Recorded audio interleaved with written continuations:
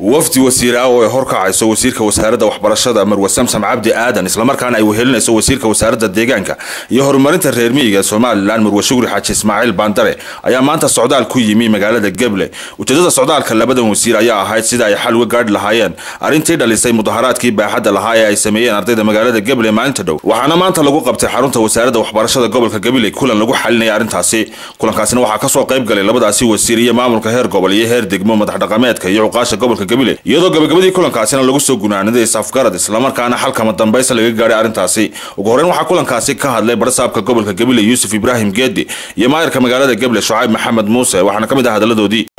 arintii taraato dhacday safgarada oo dhacday wasaaradda arrimaha deegaanka iyo horumarinta shamiigo ay dhisanayeen gurigii deetaan mudaharaadka ka dhacay halkii ayadoo faafinteeda ay bixin doonto labada wasiir bixin doonaan haddana halkii waxa lagu gaaray si fikrad wanaagsan macalinkiina meel kale ayaan geyn doonaa ama hawshiisa asagoo wax banaan ayuu qaadanayaa waxa kaliya oo maanta farxad ah oo aad iyo aad u qiimo weyn in wasiirka wasaaradda waxbarashada iyo tacliinta sare iyo wasiirka wasaaradda horumarinta reer miyiga shukri xaaji bandare ay labaduba halkan u yimaadeen arrin shalay ma ahayd daraad ka dhacday muxuuha wasaaradda horumarinta reer miyiga dhismo loo dhisayo oo ardaydii lagu dhisay runtii ay ka fuliyeen mudaharaad noocaas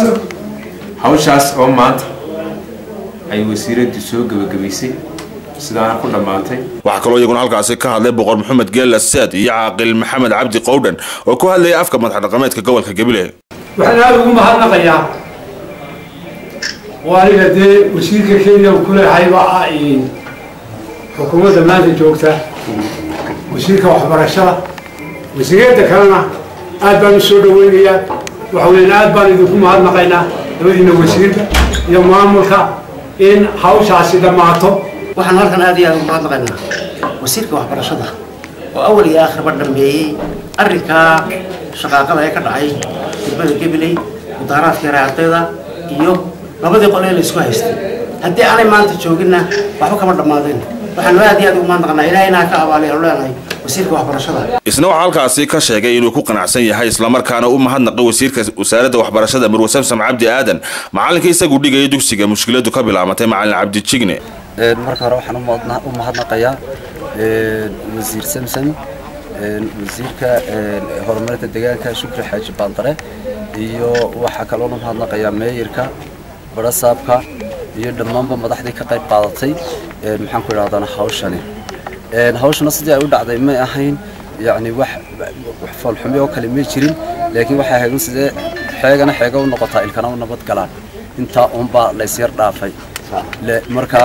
wax khasaaro u weyn oo dhibinay naguma dhicin gabagabadiina waxaa hadalka soo afmeeray wasiirka waxbarashada Marwo Samsam Cabdi Aadan iyo wasiirka deegaanka iyo horumarinta reer miyiga Soomaaliland Marwo Shukri Xaaji Ismaaciil Bandare anagu halkan ku soo galay waxa weyn waa run macallin baa meesha ku jiray ardaydii waa weeyaan ku wax jajabiyay dhibaato dhacday runtii dhibaatadaas ay ugu hortagnoolay mar dambana u dhicin maanta halkan ay helay runtii wuu inaga soo afjaray laakiinse inaynu dawxiis weydiinayno waxaan taasoo kale saanayno ugu soo noqon aynu ogaano way khaladaad baa dhici karaa warqad dadkii oo hadda meel wada joogan haddana sugeen imanka maayirkii geeri ku dhacday oo walaashii ku tala keenay 7 cashaba waqtigii lala ballamay macallinkii wax dib u rideen inuu yimaado ma shakigaas in la soogaadey runtii laakiinse waxa ka asala maanta inaynu ninku wada fadhino heshiinay si fiican wasaaradda deegaanka maanta wala bilaabayo macallinka hawlihiisa si fiican loo dhameeyay Gabiley xafiiska cusub ee loo dhisay wasaaraddeeda iyo khilaafaad la soo dhaxmaray anagiyo wala kale ku jirtay marka runtii khilaafkaasi waxaan aad iyo aad ugu mahadcelinayaa wasiir Samsam oo iyaduna wasaaradda ka tirsanay sababtoo ah wasaaraddeeda ayuu ka tirsanaa inankan meesha deganaa la isku hayay